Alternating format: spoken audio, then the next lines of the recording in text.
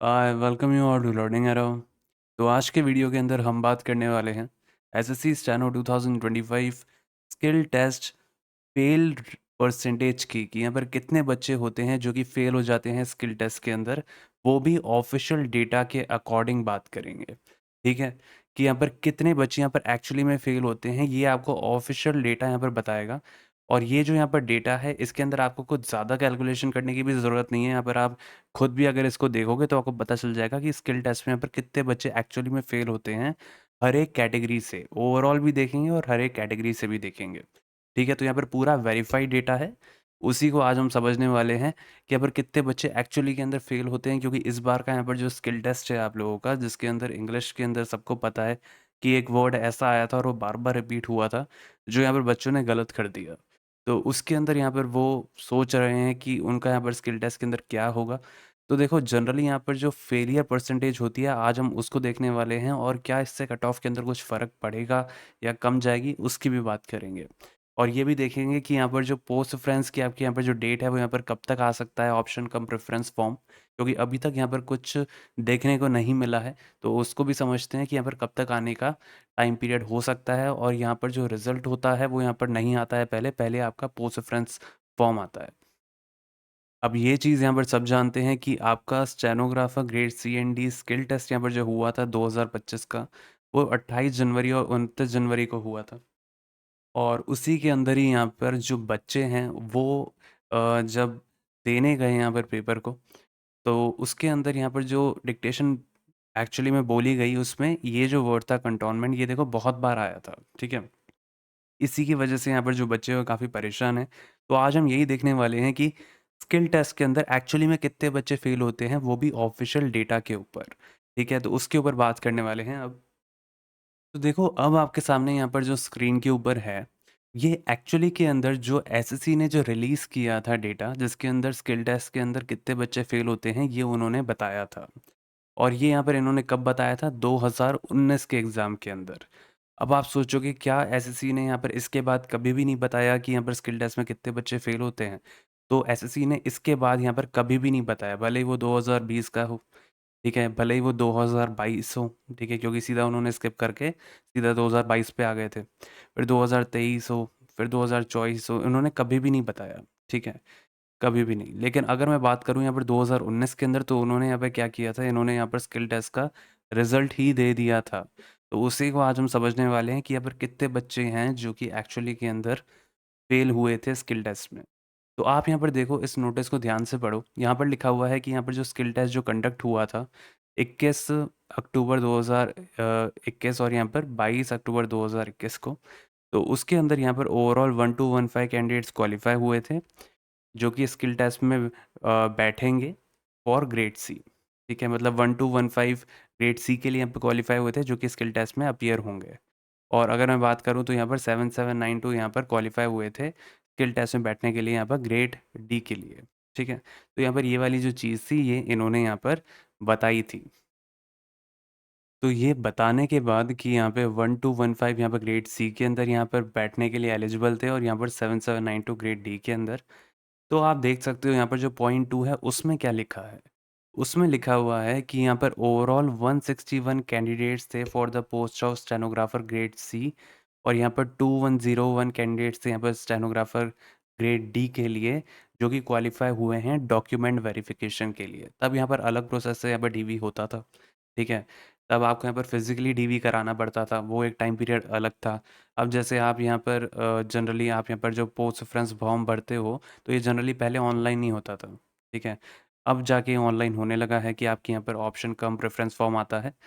तो प्रोसीजर यहाँ पर तब अलग था। लेकिन अगर मैं बात करूँ तो यहाँ पर देखो कितने बच्चे यहाँ पर पास हो पाए। यहाँ पर 161 कैंडिडेट्स यहाँ पर ग्रेड सी के अंदर पास हो पाए, और ग्रेड डी के अंदर यहाँ पर 2101। इसका अभी हम परसेंटेज भी निकालेंगे, ताकि आपको ये वाली चीज़ पूरी तरीके से क्लियर हो जाए। अब आप यहाँ पर देखो, रिज़ल्ट के अंदर भी देख सकते हो। ऐसा नहीं है कि इन्होंने यहाँ पर जो नोटिस निकाला था आप सिर्फ वो देखो। इन्होंने यहाँ पर देखो, जनरली यहाँ पर लिखा हुआ भी था, फिर जो रिज़ल्ट आया था इनका टियर 1 के अंदर, कि candidates qualified for skill test in stenography for the stenography grade C. तो यहाँ पर जो स्किल टेस्ट के अंदर बैठने के लिए कितने बच्चे यहाँ पर एलिजिबल हुए थे, वो हुए थे यहाँ पर 1 to 15 ग्रेड सी के अंदर ये चीज़ लिखी हुई है। यहाँ पर भी आप देख सकते हो, यहाँ पर भी सेम मेंशन्ड है 1 to 15। सेम अगर मैं बात करूँ यहाँ पे, तो देखो ग्रेड डी के अंदर यहाँ पर कितने बुलाए गए थे, यहाँ पर बुलाए गए थे 7792, और यहाँ पर भी आप देख सकते हो लिखा हुआ है 7792। ठीक है, तो इतने बच्चे यहाँ पर बुलाए गए थे ग्रेड सी के अंदर और यहाँ पर ग्रेड डी के अंदर। अब अगर हम इसके बाद बात करें कि यहाँ पर कितने बच्चे पास होते हैं, अगर हम उसका परसेंटेज निकालें, तो परसेंटेज निकालने से पहले मैं आपको यहाँ पर डेटा दिखा देता हूँ।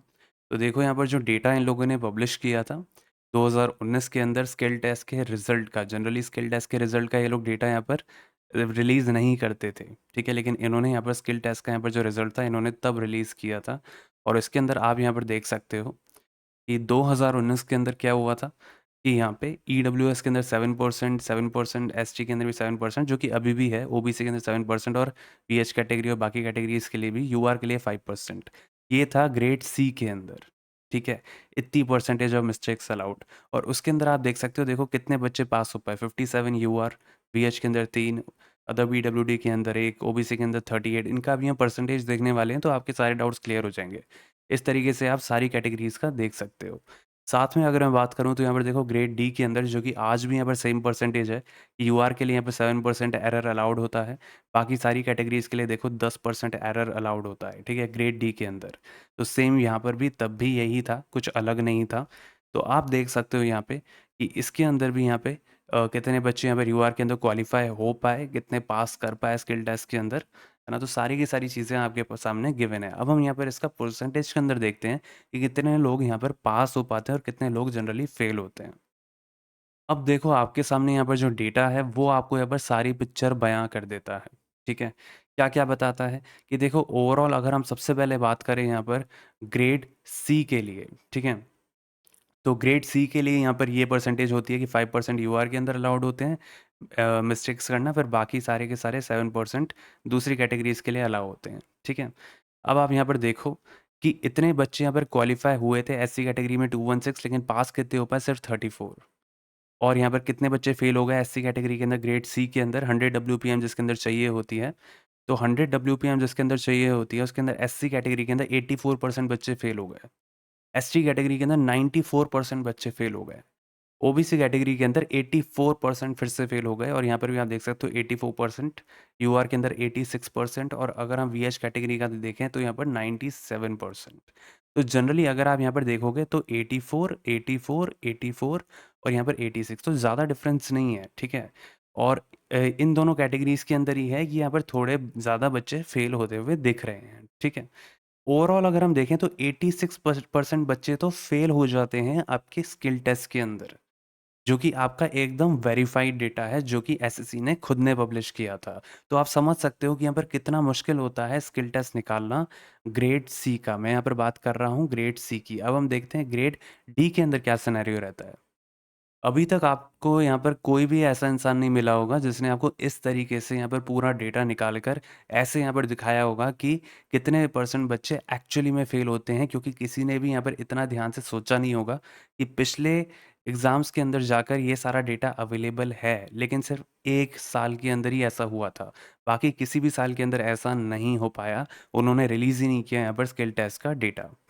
अब आप यहाँ पर देखो, अगर मैं बात करूँ यहाँ पर ग्रेड डी की, तो ग्रेड डी के अंदर हम सब जानते हैं कि कितनी स्पीड चाहिए होती है 80 डब्ल्यूपीएम की, और 80 डब्ल्यूपीएम के अंदर आप देख सकते हो कि एससी कैटेगरी के अंदर यहाँ पे ओवरऑल 1085 बच्चे यहाँ पर बैठने के लिए एलिजिबल थे स्किल टेस्ट के अंदर, और कितने पास हो पाए? सिर्फ 315। एंड और बस 6 परसेंटेज भी देख सकते हो, यूआर के अंदर 7%, बाकी सारी कैटेगरीज के अंदर 10%, ठीक है? और यहाँ पर देखो एससी कैटेगरी के अंदर 70% बच्चे फेल हो गए, मतलब सिर्फ 30% पास हो पाए, ठीक है? एसटी कैटेगरी के अंदर 76% बच्चे फेल हो गए, ओबीसी कैटेगरी के अंदर 73% बच्चे फेल हो गए। अगर आपको यहाँ पर इसका पासिंग परसेंटेज देखना है तो 100 में से माइनस कर लेना, ठीक है? जितने भी यहाँ पर फिगर लिखी है तो आपको पासिंग परसेंटेज पता चल जाएगा, ठीक है? और आप यहाँ पर देख सकते हो ईडब्ल्यूएस कैटेगरी के अंदर 72% बच्चे फेल हो गए, यूआर कैटेगरी के अंदर 69% बच्चे फेल हो गए, ईएसएम के अंदर 96%, ओएच कैटेगरी के अंदर बात करें तो 77%, ओवीएच के अंदर यहाँ पर 76, और अदर पीडब्ल्यूडी के अंदर 90%। ओवरऑल अगर आप देखोगे तो 73% बच्चे यहाँ पर फेल हो गए आपके ग्रेड डी के अंदर। मतलब आप यहाँ पर ध्यान दो कि ग्रेड डी के अंदर यहाँ पर जो बच्चे के फेल होने का यहाँ पर जो रेशियो है वो बहुत ज़्यादा है, बहुत ज़्यादा। ठीक है, 73% बच्चे ओवरऑल फेल हो गए ग्रेड डी के अंदर। तो इतने सारे बच्चे यहाँ पर स्किल टेस्ट के अंदर ही चले जाते हैं। तो आप यहाँ पर समझ सकते हो कि यहाँ पर जो स्किल टेस्ट है वो आसान काम नहीं है निकालना, है ना? लेकिन मैं यही बोलूँगा कि जनरली यहाँ पर जो रेशियो रहता है हर साल लगभग इतना ही रहता है, ज़्यादा इसमें वेरिएशन नहीं आता है।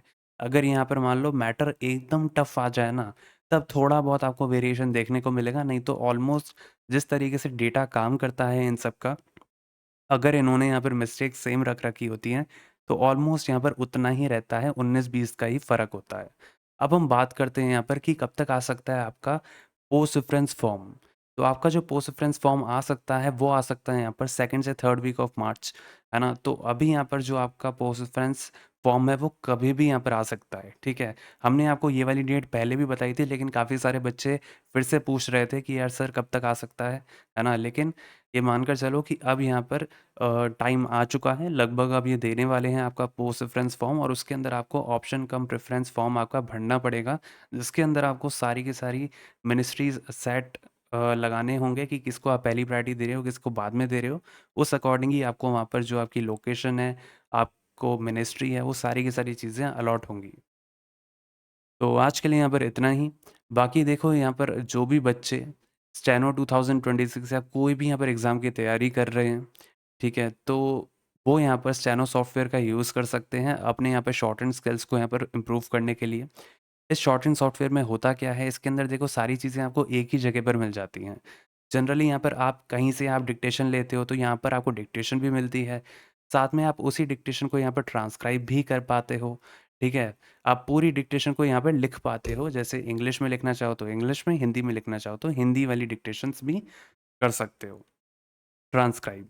तो जैसे ही आप यहाँ पर पूरी डिक्टेशन को ट्रांसक्राइब करोगे, लिखोगे ऐसे यहाँ पर स्क्रीन के ऊपर, उसके बाद आप अगर यहाँ पर इसको सबमिट कर दोगे एनालिसिस के लिए, तो आप यहाँ पर जो भी गलतियाँ आपने करी है, जैसे स्पेलिंग मिस्टेक्स कहाँ-कहाँ पे करी हैं, कैपिटल एरर्स कहाँ-कहाँ पे किए हैं, एक्स्ट्रा टाइप कहाँ पे कर दिए हैं वर्ड्स, या कौन से वर्ड लिखे ही नहीं, तो सारी की सारी चीज़ें आपको पता चल जाती हैं। साथ में आपको एक्यूरेसी भी पता चलती है, साथ में आपको आपके एरर्स भी पता चलते हैं, साथ में प्रोग्रेस भी दिखती है और स्पीड भी पता चलती है।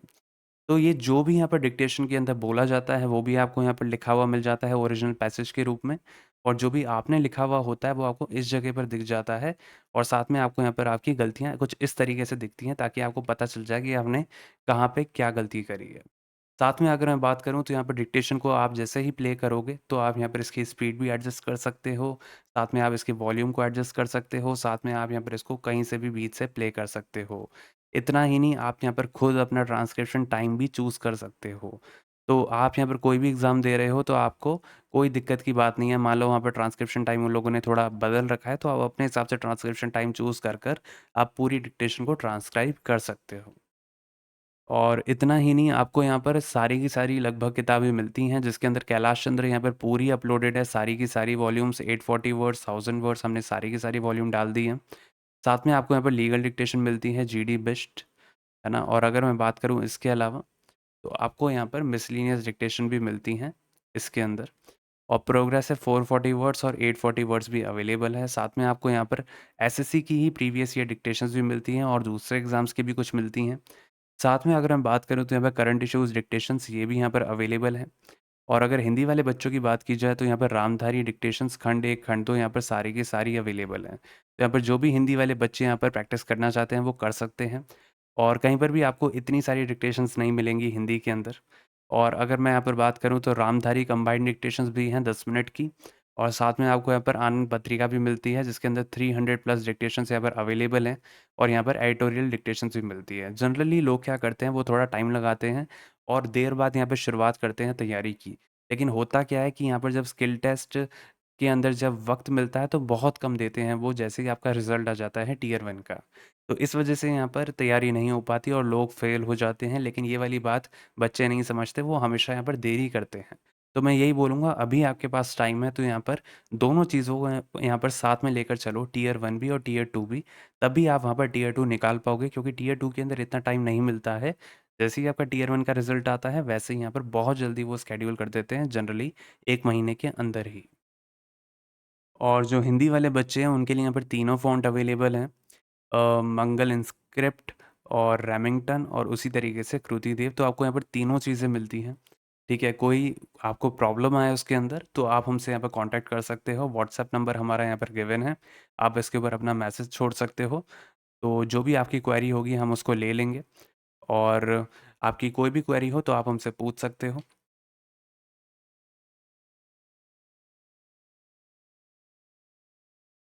बाकी आज के लिए यहाँ पर इतना ही और मिलेंगे हम यहाँ पर अगले वीडियो के अंदर। और आपके यहाँ पर जो ऑप्शन कम प्रेफ़रेंस फॉर्म जो हैं वो आने वाले हैं और उसके रिगार्डिंग यहाँ पर जो भी इन्फॉर्मेशन होगी वो हम आपको प्रोवाइड करेंगे। इसलिए यहाँ पर चैनल के साथ जुड़ जाना, सब्सक्राइब कर लेना ताकि आप कोई अपडेट मिस ना कर दो। क्योंकि प्रेफ़रेंस फॉर्म के अंदर आपको सिर्फ 3-4 दिन मिलेंगे भरने के लिए और उन 3-4 दिनों के अंदर आपको पता होना चाहिए कि आपको किस तरीके से भरना है, नहीं तो आप बहुत बड़ी गलती कर दोगे। इसलिए मैं यही बोलूँगा कि यहाँ पर चैनल के साथ जुड़ जाना, सब्सक्राइब कर लेना और यहाँ पर अगर आप हमें सपोर्ट करना चाहते हो तो इस वीडियो को लाइक कर देना और हाइप का बटन दबा देना। बाकी इसके अंदर मैं यही बोलूँगा कि बहुत ज़्यादा इम्पोर्टेंट इसलिए होता है पोस्ट रेफरेंस फॉर्म, क्योंकि अगर आपने इसको सही से नहीं भरा तो आप अगर मान लो जॉब में लग भी जाते हो, तो भी आपकी पोस्टिंग सही जगह पर नहीं आएगी, फिर आप वापस से एग्ज़ाम दोगे, जैसे सीजीएल वाले बच्चे करते हैं। इसलिए मैं यही बोलूँगा कि यहाँ पर अगर आप अच्छे से यहाँ पर एग्ज़ाम दे चुके हो, तो यहाँ पर पोस्ट रेफरेंस फॉर्म या ऑप्शन कम प्रेफ़रेंस फॉर्म के अंदर थोड़ा कॉम्प्रोमाइज़ मत करना। अच्छे तरीके से सोच समझ के भरना। अगर आपको खुद का होम टाउन चाहिए तो यहाँ पर उस हिसाब से आपको भरना पड़ेगा और अगर मान लो आपको कोई रेपुटेड मिनिस्ट्री चाहिए या अगर मान लो आपको कुछ और प्रायोरिटीज़ हैं जैसे प्रमोशन की हैं या जिसके अंदर वर्कलोड कम हो, तो सबकी अपनी-अपनी प्रायोरिटीज़ हो सकती हैं। उस हिसाब से आपको मिनिस्ट्री भरनी पड़ेगी। तो मैं यही बोलूँगा कि आप यहाँ पर अच्छे से पढ़ना और हम भी आपको गाइड करेंगे, इसलिए चैनल को सब्सक्राइब कर लेना और जुड़ जाना, हर जगह कनेक्ट हो जाना, क्योंकि जो भी इन्फॉर्मेशन मिलेगी वो हम आपको यहाँ पर प्रोवाइड करते रहेंगे। और मिलते हैं अब अगले वीडियो के अंदर।